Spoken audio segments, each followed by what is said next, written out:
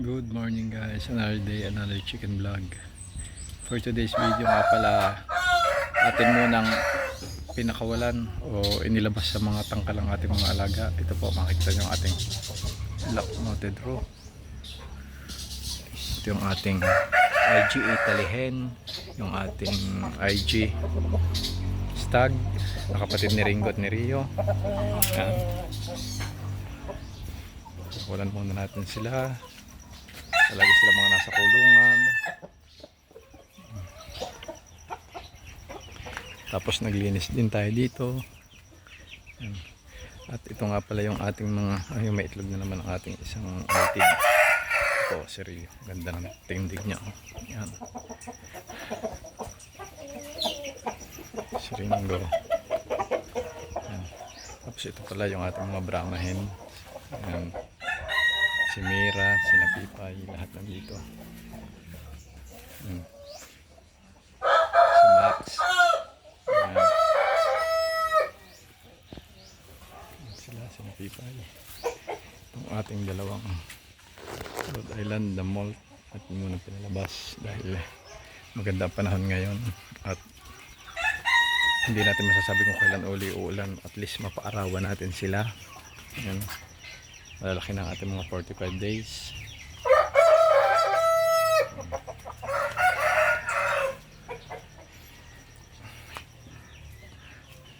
Madami na tayo guys.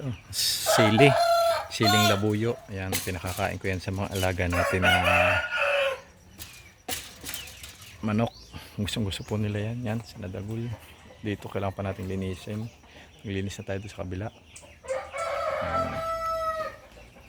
Tingnan natin yung ating hen na sa lukuyan naglilimlim.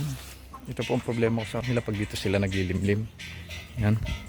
Katulad po niyan. Papalit-palit po yung naglilimlim kaya nagkakaproblema po yung hatching rate. Dahil ito po yung anak ni Choco, yan po ang totoo naglilimlim dito ngayon. Pag bumababa siya at kumakain, pinapalitan ng ibang hen na broody din. Yan, katulad niyan. Ngayon, ito, lumipat dito ay wala naman siyang itlog. Pero pagbaba nitong isa nito mamaya, sigurado ako lilipat na naman to. Siya naman ulit maglilimlim. Ating mga upgraded native na anak ni Dagol. Mga tayong bayabas. Ito.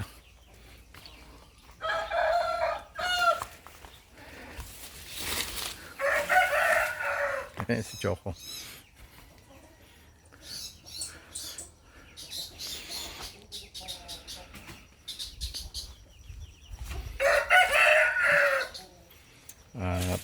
Bukas siguro guys atin ang ihihiwalay ang ating Brahma hen dito sa ating mga Brahma chicks dahil 1 month na sila bukas.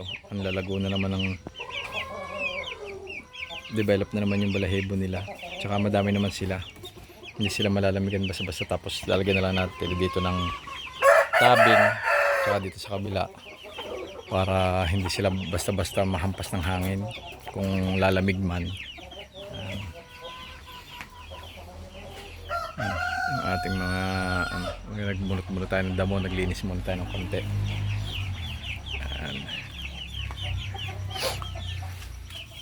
Napakahalaga po niyan ng paglilinis dahil iwas po yan sa sakit. Kung may mga nabubulo kayo, baka yan mapuntahan ng mga galang manok.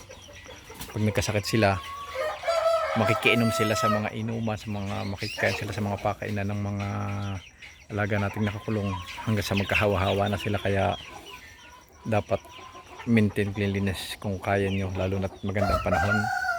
O baka naman hindi nyo nakikita, may patay na kayong alaga kung saan masulok dyan, baka makain nila, magkakasakit sila at mamamatay kayo, maubusan kayo ng manok. Yan.